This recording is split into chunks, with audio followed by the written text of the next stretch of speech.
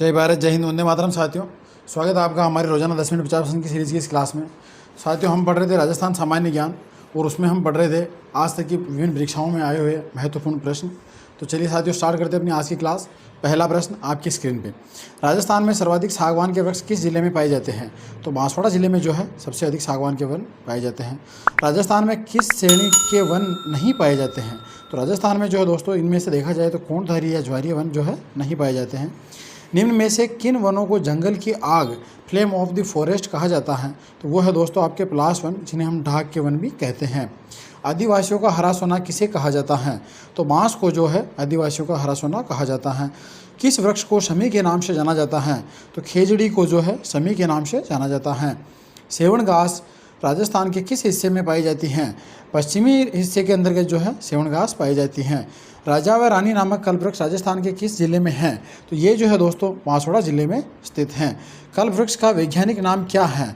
तो कल्पवृक्ष को हम वैज्ञानिक नाम इसका है कि एडेंसोनिया डिजिटेटा।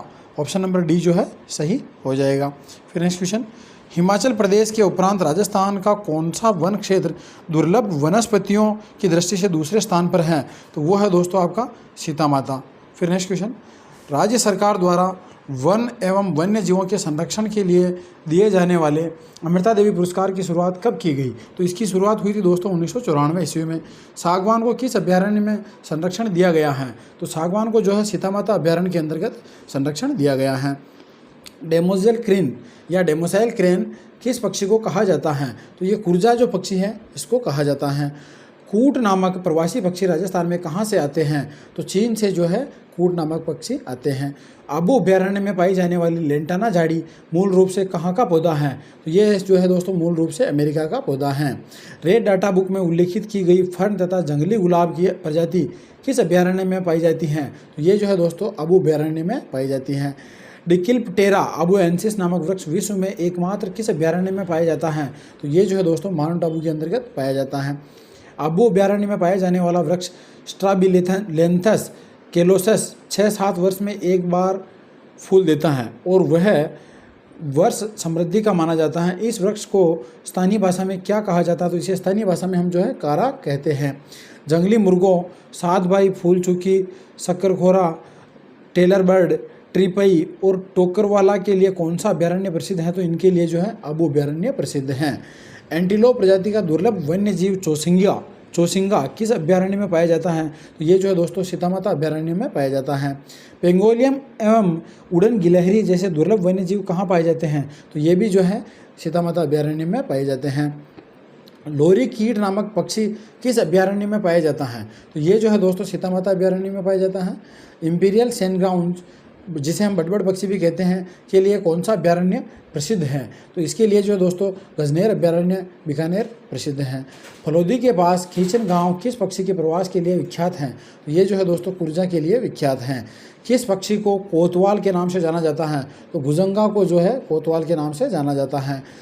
गोलियोडस अजालस नामक विशाल मकड़ा राजस्थान के किन जिलों में पाया जाता है? जोधपुर और बीकानेर जिलों में पाया जाता है।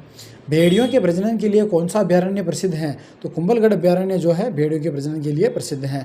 पक्षियों का स्वर्ग किसे कहा जाता है? तो केवला देव को जो है पक्षियों का स्वर्ग कहा जाता है। परिंदों का घर किसे कहा जाता है? तो बंद बरेठा अभ्यारण्य को जो है परिंदों का घर कहा जाता है। बंद बरेठा अभ्यारण्य कहाँ स्थित है? तो भरतपुर के अंतर्गत जो है ये अभ्यारण्य स्थित हैं। बाघों की मांद किसे कहा गया है? तो सरिस्का अभ्यारण्य को जो है बाघों की मांद कहा गया है। बाघों की भूमि किस अभ्यारण्य को कहा गया है? तो रणथंभौर नेशनल पार्क जो है अपना सवाई माधोपुर वाला, इसको कहा गया है। राज्य पक्षी गोडाउन की आश्रय स्थली किस अभ्यारण्य को कहा जाता है? तो मरु राष्ट्रीय उद्यान को जो है गोडाउन की आश्रय स्थली कहा जाता है। फिर नेक्स्ट क्वेश्चन,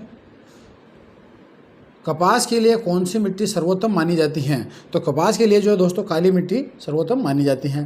राजस्थान की सर्वाधिक उपजाऊ मिट्टी कौन सी है? तो राजस्थान की सबसे अधिक उपजाऊ मिट्टी जो है जलोढ़ मिट्टी है। किसी मिट्टी में नाइट्रोजन की कमी होती है किंतु लोहे, फास्फोरस तथा चूना की प्रचुरता होती है।